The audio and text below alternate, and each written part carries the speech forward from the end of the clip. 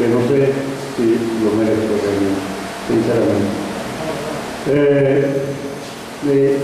Pero algo quería yo aclarar de los escritos que he visto y de algunos panfletos, es decir, donde aparezco como si fuese obrero textil.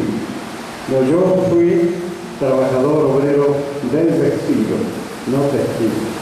Y a esa edad, que estaba entre los 18 y 19 años,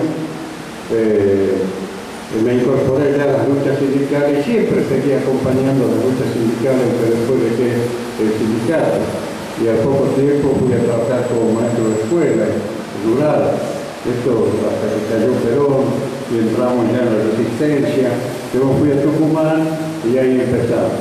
Y nos costó mucho esta resistencia, porque no era la resistencia como hacen los palestinos que llevan un camión y se matan unos 50. No, la resistencia nuestra era ir a pintar un letrero, ir a poner tirar una molotov, hacer una bombita, un caño, esas cosas. Es sumamente peligroso, porque si nos cazaban los milicos, la policía, teníamos por unos cuantos meses adentro, una paliza, otras cosas. Y yo recuerdo el otro día, veía la televisión y estaban los griegos tirando molotov, y me decían, mirá la molotov que hace. Y efectivamente nosotros hacíamos lo mismo, ¿no? Es que agarramos una botella de nafta, le poníamos un trapo ahí atado con nafta y cazábamos, prendíamos y recién tiramos, un peligro, ¿no? Se podía ir un incendio vivo. Después ya aprendimos a hacer la molotov más técnicamente. Le poníamos la nafta, el ácido sulfúrico, algún espesante para nafta, sea alguna goma, algún aceite, bien puesto el corcho, la hoja y la botella, y de ahí le poníamos la pólvora blanca afuera, pegadita, con pegamento que no se con agua, un papel, y entonces uno tiraba, caía la molotov por allá y recién se hacía el fuego. ¡Qué maravilla que es esto!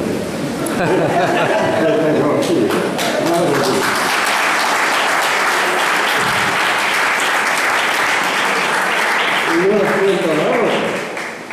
La vez pasada, conversando con un historiador, me dio un libro, y entonces en el libro decía que había una consigna que decía, sí, señores, soy peronista, pongo la bomba, y no sé qué más lo hacía, ¿no? En realidad la consigna no era así. La consigna era, sí, señores, soy terrorista, ¿no?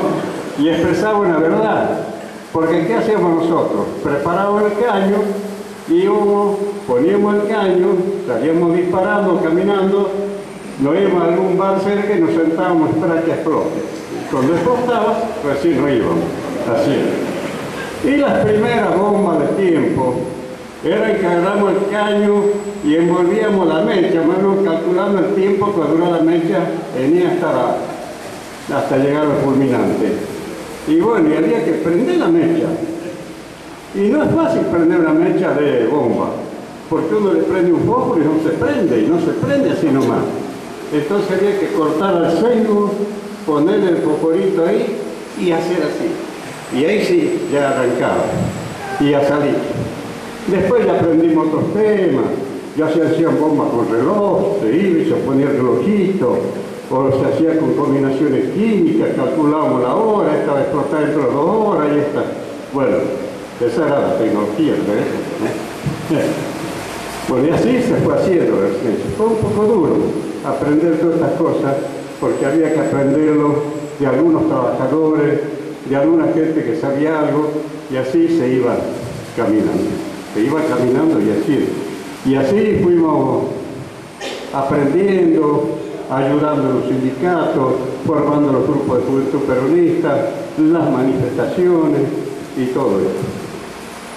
Y sobre esto también quería contarles, porque a veces en algunos escritos se me da como que yo era el secretario general del CGT clasista.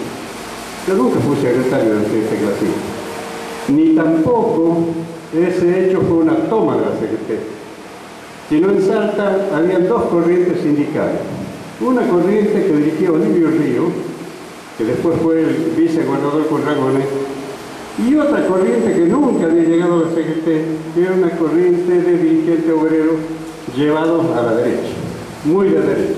y liderado por un abogado de nombre Horacio Bravo Herrera, que fue senador, y ya lo van a ver aparecer en adelante, este Horacio Bravo Herrera. Entonces, cuando sube Ragone al gobierno, quien estaba al frente era Olivio Río.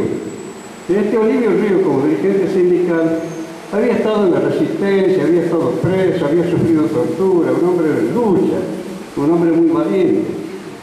Y que estuvo en la CGT de la Argentina, en el MRP, en todo esto. Yo trabajé muchos años ahí dentro de la CGT, programando, viendo los sindicatos, participando en las huelgas, todas estas cosas. Entonces ahí cuando viene Miguel Ragone, este grupo de derecha, por asalto, toma la CGT. Y entonces, después de eso, empiezan a negociar con la gente de Olivio Río para hacer una convocatoria. Hacen la convocatoria. Van los compañeros nuestros, que ya muchos estaban al frente sindical, y ganan la asamblea legalmente. Y ellos deciden darle este aditamento de clasista. Esta CGT va a ser el anticlasista. El secretario general de la CGT clasista recayó en Oscar Aramayo, que era secretario general del Sindicato de Obreros del Tabaco de Salta. El segundo término, o sea, como prosecretario, recayó sobre un compañero Segundo Álvarez, que en ese momento participaba con Montonero en esa agrupación y era secretario general de los vendedores ambulantes. Y el tercer cargo lo ocupó una compañera que era del sindicato del vestido. Ese era el triunvirato que dirigía. Y yo solamente hacía de asesor político. Ese era el cargo que me dieron en esa CGT. Es decir, que yo no fui el secretario general, sino un asesor político.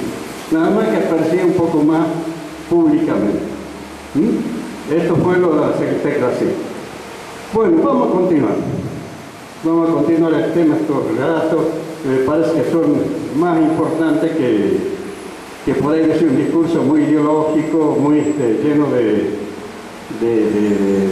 cosas que todos la conocen, ¿no?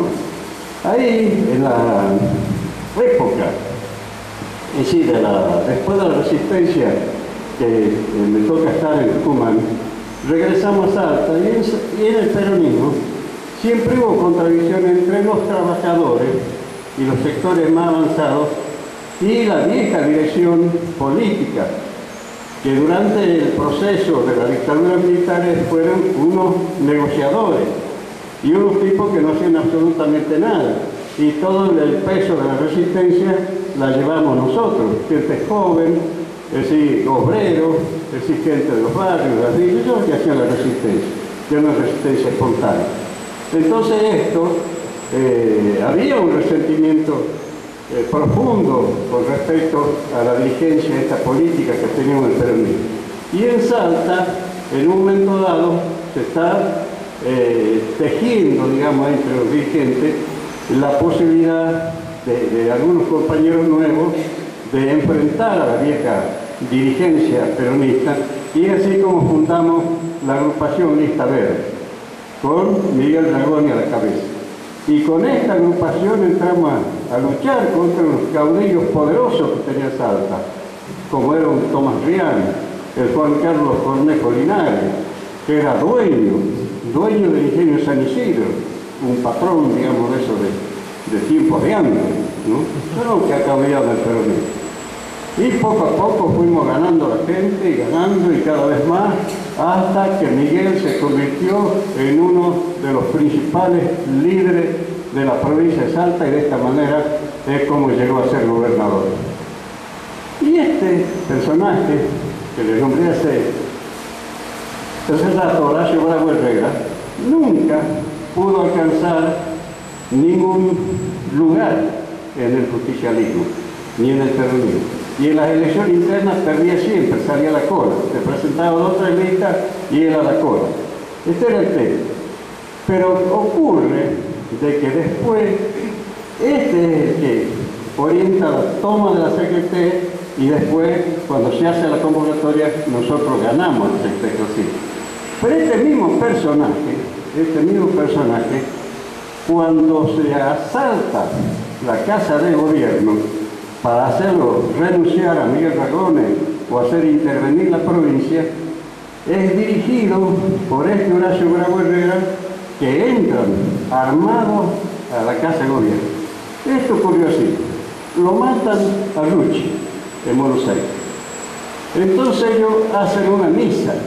Ahí, no recuerdo si es la Catedral de San Francisco, una de las iglesias cercanas a la Casa de Gobierno. Se juntan ahí y una vez que salen de la misa, se van y se meten en la Casa de Gobierno. ¿Cuál era el reclamo de ellos? ¿Qué le exigían a Miguel Ragones? Lo que le exigen adentro era que saque a todos los zurdos del gobierno, que estaba lleno de zurdos, que era un comunista. Este era el planteamiento que decía, no era ningún planteamiento de nada. Era un planteamiento peor que el cacerolazo ahora. No sé qué andan con la seguridad y con temas que se saben que no se resuelven fácilmente. ¿No es así? Es decir, la derecha hace estas cosas. Pero en este caso, Bravo Herrera, cuando entra con esa finalidad y prestándose a los peores, a la peor negatividad, digamos, de la derecha, es decir, el gorilaje de Sala. A eso entró para que se lo intervenga a Ragones. Y solo entraron porque Ragones era más o menos bueno, no era 100%, pero más o menos. Y ahí, cuando el jefe de policía, Roberto Fortuny, quiere salir a sacar a esta gente, se le presenta un emisario del ejército, del cuartel, a decirle: si vos salís, salimos nosotros con la tropa y vamos a la Casa de Gobierno. Entonces ahí Fortuny lo que piensa, bueno, ¿cómo hago? Porque aquí lo que se busca es la intervención. Es decir, conversamos y nosotros agolpamos con la gente a la Casa de Gobierno. Pero faltaba un aparato militar que entrara a sacarlo. Entonces recurrimos al director de la cárcel, que era un compañero nuestro, compañero Eduardo Porcel, que ya murió. Entonces se ve en figurilla cómo yo, si me llevo a los guardias, van a quedar los presos sueltos. Entonces yo llevo la mitad de la guardia y la otra mitad llevo preso. Entonces agarró, digamos, unos 10 carceleros y unos 10 presos. Y él entregó armas a todos y se fue en un camión y de esta manera entró. Los presos, después de esta acción, volvieron, entregaron las armas y volvieron al calabozo. ¿Cómo sería de bueno, director, para que estos presos tengan semejante conducta? Después ocurrieron otras cosas en Salta, por ejemplo, se le tenía tanta bronca a Miguel Ragones. Es decir, el jefe de policía, Rubén Fortuny, él lo que hizo cuando llegó es denunciar los elementos de tortura que había dentro de la central de policía. Y lo mostró: las picanas eléctricas, las toallas que mojaban, los calabozos, la situación de los calabozos, todo esto, y se mostró públicamente. Entre los periodistas policiales estaba mi primo, hermano, Luciano Entorcaine, y él detallaba a través de la prensa lo que había pasado ahí. Y luego de esto, lo que hicimos es una campaña para que se castigara a los torturadores. En esta campaña, Fortuny facilitó un oficial para que tomara todas las denuncias. Y entonces fuimos nosotros, que pertenecíamos al FRP, los compañeros del FRP, compañeros montoneros, y todos íbamos, denunciamos: si aquel me ha torturado, aquel me metió preso, esto, lo otro, una cantidad de denuncias. Fortuny llevó esa denuncia a la justicia, y la justicia ordenó la prisión, y Fortuny se encargó después de detenerlo de inmediato todo ello, y fue en aquel entonces la primera provincia y la única que pudo meter presos a sus torturadores y asesinos. Esto fue un hecho muy importante a nivel nacional. Esto es lo que ocurrió en Salta. Pero fíjense ustedes la suerte de los compañeros que tuvieron participación en estas actividades. Luciano Entorcaine fue dinamitado al poco tiempo, cuando estos mismos tipos volvieron. A Fortuny se lo mató en la Plaza 9 de Julio. otro policía que había estado preso como torturador. Y después, finalmente, a Miguel Dragones se lo secuestró y está desaparecido. Y Horacio Bravo Herrera, estuvo siempre presente en todas estas maquinaciones, y lo probable es que haya sido el hombre de la tarea, y anda paseando por Salta. Lo hemos denunciado aquí en el juicio del asesinato y desaparición de Dragones, pero no se sabe nada. Los otros sí están presos, los ejecutores, Joaquín Gil, varios comisarios, los militares, eso ya, y algunos están con perpetuo. Pero ¿qué pasa? Como no hay una legislación, es decir, ellos se acogen a que son mayores de 70 años, en consecuencia, con cadena perpetua y todo, están tranquilamente en su casa. Esto está pasando, y está pasando en muchos lugares del país. Y resulta que tenemos un gobierno popular que permite estas cosas,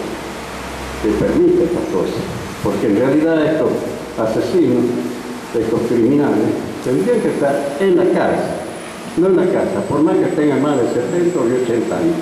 Esto tendría que ser una norma. Bueno, estas cosas son las que nos vienen ocurriendo, ¿no? Nos vienen ocurriendo.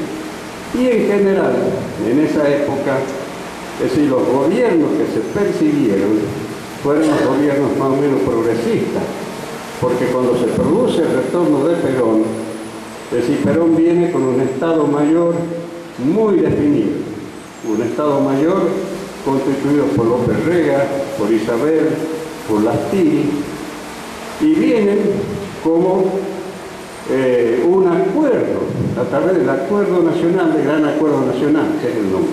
En este Gran Acuerdo Nacional lo que se establecía era que había que salvar las instituciones, porque la guerrilla, porque el clasismo, porque el sindicalismo combativo ya no los dejaba vivir a los militares.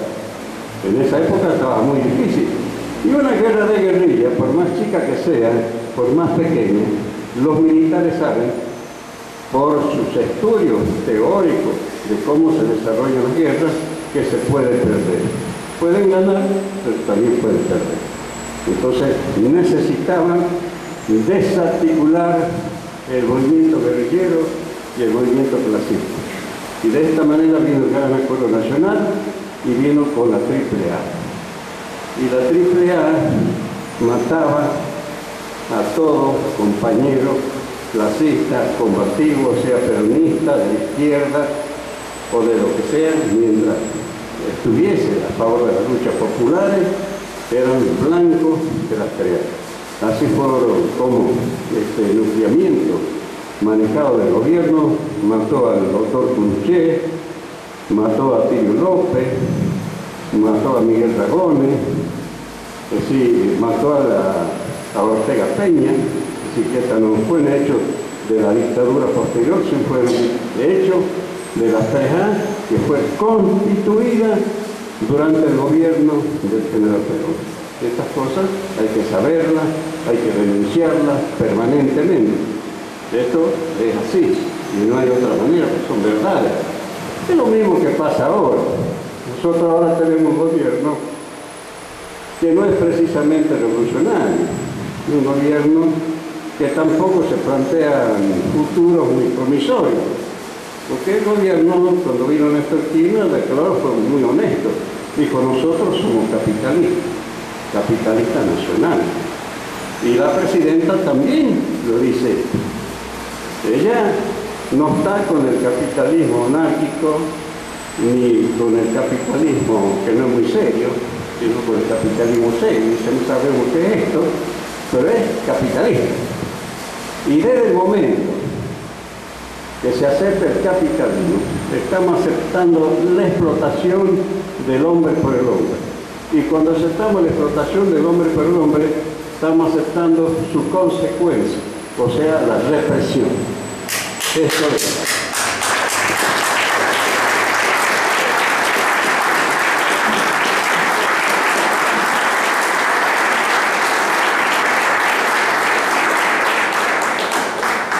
Pero en esta confusión, digamos que el gobierno es progresista, no es progresista, que esto, que el otro, Uno sabe de que este gobierno ha tomado algunas medidas importantes para la población, como fue la anulación de las leyes de obediencia debida y punto final, con lo cual estamos enjuiciando. Medio imperfectamente, pero tenemos la posibilidad de meter preso a todos los torturadores y a todos los asesinos. Y ha hecho otras medidas. Pero hay gente que es tan reaccionaria,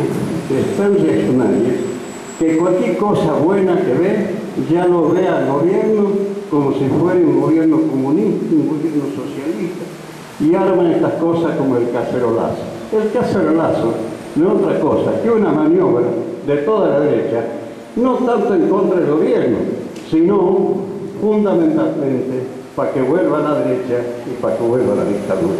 Ojo con eso.